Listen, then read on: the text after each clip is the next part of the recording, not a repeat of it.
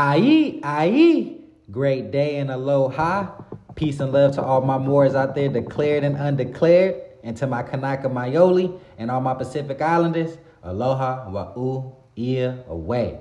We're going to get straight into it, baby, right here, fellas. This is a little breakfast right here you can make for your lady when you're just having a long night. It's time for you to just wake up early in the morning. You want to surprise her with something nice and smooth right here in bed. We go ahead and we're going to take this recipe right here and this knowledge with it as well and apply it to our lives. So we're going to continue to build off of what we're going to build off of last week. And that was these curses, these spells, these narratives, these reclassification of these words. And we're going to start off simply with this whole Slav and slavery narrative. Lord have mercy. We're going to just stay with the basics right here. And they said we were in slavery for 400 years. 400 years. Now, when you say that, you say you've been enslaved for 400 years, you're putting that curse, you're putting that mentality, you're putting all of those lies that they have on top of us. And it's lies because it's just this simple. Let's do the math. The first slave supposedly came over here in 1619. 1619, the first slaves came over. Just give them the benefit of the doubt. They already had it up and going, quote unquote. The slavery was already going. You add 400 years on top of that. Brothers and sisters, that's 2019.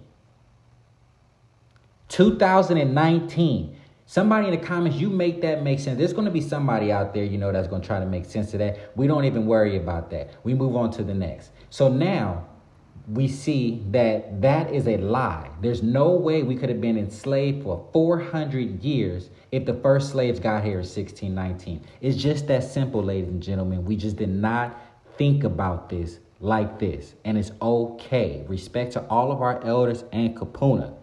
Now, we celebrate 4th of July. Some of us, not this side, because of their Independence Day. Their Independence Day was July 4th, 1776. But the first slaves got here in 1619. So I don't know who was doing the slaving and all of that if they didn't gain their independence until 1776. But, we're going to break that down in another video like how we always do. So we're going to do we're just hypothetically. It's 1776. Add 400 years onto that, ladies and gentlemen. Brothers and sisters, it's 2176. We ain't even there yet, according to their math. This is their logic. These are not numbers I made up. These are not years I made up. So as you can see, we're going to stop saying we were slaved for 400 years. We're going to stop saying that because the math is not mathing and the math does not make sense. It's just that simple. We're going to break this down, baby. We're going to break it down. And we're going to continue to break it down and break it down and break it down. This is BBC World Service. So for all you scholarly brothers back there that's saying I'm making this up, and all you scholarly sisters saying you just being racist, I could never be racist because I would never create an institute to stop somebody from learning the truth that will get you into a mentality of tricking yourself and being in a subservient role. So here's the article. The root of slavery. The term slave has its origins in the word Slav. Has its origins in the word Slav. The Slavs who inhabited a large part of Eastern Europe, the Caucasus Mountains, the Six Hills, where the Moors walked the caveman 2,222 miles across the hot Arabian desert. This is just history, man. It's just history. It's the truth. And that's why they say the truth will set you free. They was taken by the Muslims of Spain during the 9th century. Like, if you need to read more than that, that's your own personal prerogative. This is from the 9th century. This ain't from the 15th, 16th, 17th. This is from the 9th. It's stating that the word Slav and slave is a group of people from Slovenia, from the Caucasus Mountains. So now, let's get into another article that states what it is. The derivation of the word slave encapsulates a bit of European history and explains why the two words slave and Slav are so similar. They are in fact historically identical. The word slave first appears in English around 1290, spelled sklave. The spelling is based off of Old French esclave from medieval Latin. Anytime you hear the word Latin, that's the Moors. Sclavus, Slav or slave, first recorded around 800. Sclavus comes from Byzantine, those is the Moors. Greek, skalabos, Slav, which appears around 580. Another one that states what Slav is. And here goes another one that states what Slav is. You just read that it came from medieval Latin, that's the Moors, Sclavis, the Byzantine, that's another reference, that's the Moors, and from Old Slavic, Slovenic, and Slav, probably related to Slovo word speech, which suggests the name originally identified a member of a speech community. Compared Old Church Slavic, Nemensi, Germans related to Nemu, dumb, Greek, heteroserophones, foreign, literally of different voice. For all my Kanaka Maioli out there, the different voice, when you read in the history, when they first touched down the missionaries, they breathed fire, different voices. It's the same thing, the same knowledge. Ladies and gentlemen, brothers and sisters, we will not call ourselves slaves. And this is respect to all my elders right here. We didn't even know about slavery until the movie Roots came out. My grandmother is still old enough to remember this type of stuff. Most of our grandmothers, bless their hearts, are still old enough to remember this type of stuff.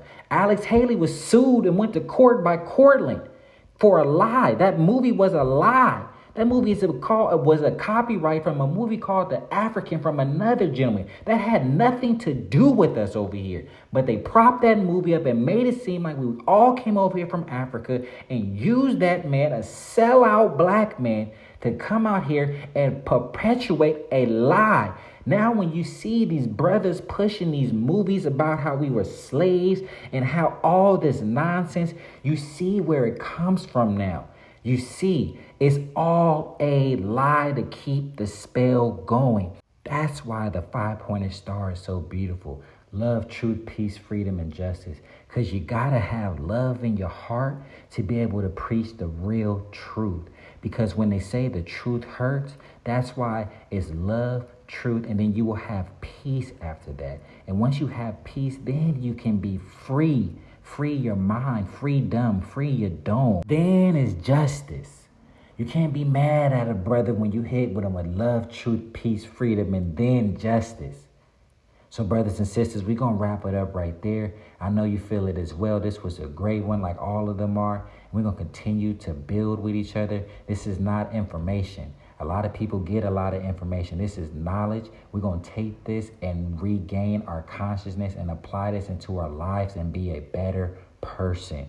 This is not to go out there and point the finger and say, the cracker man did this, the white man. It's not out there to do that. It's here to unlock your own mind, unlock your own spirit, unlock your own God inside. And once that happens, I'm telling you, the path is beautiful. But only you will be able to realize that path. Allah has chosen everybody in their family. He has given one person in every family that mind. And there's always that one crazy uncle at the barbecue, that crazy auntie. That crazy person is the real one. And you know you're going somewhere and you know you're on the right path when your family members, your close friends, just people in general, and you're trying to put them on game with what we're talking about, and they tell you, is this shit gonna pay your rent? How is this shit gonna pay your bills? How is this gonna help me pay your bill? That's when you know Allah and the universal creator is talking to you right there and letting you know you're on the path, son. You're on there, goddess. You're right there. You got to stay strong, though. You got to stay true, because that's your test. And just like in school, once you keep studying hard and you study and you truly study, you put in that work, the test come easier and easier and easier. It becomes water off a duck's back. So we're going to end it off right there, ladies and gentlemen. I just want to say thank you for tuning in, and I appreciate your love and support. Appreciate the haters as well. I just want to say thank you to the ancestor Kapuna. And you already know how we end it. I'm thankful, I'm grateful, and I'm appreciative. Aye, aye.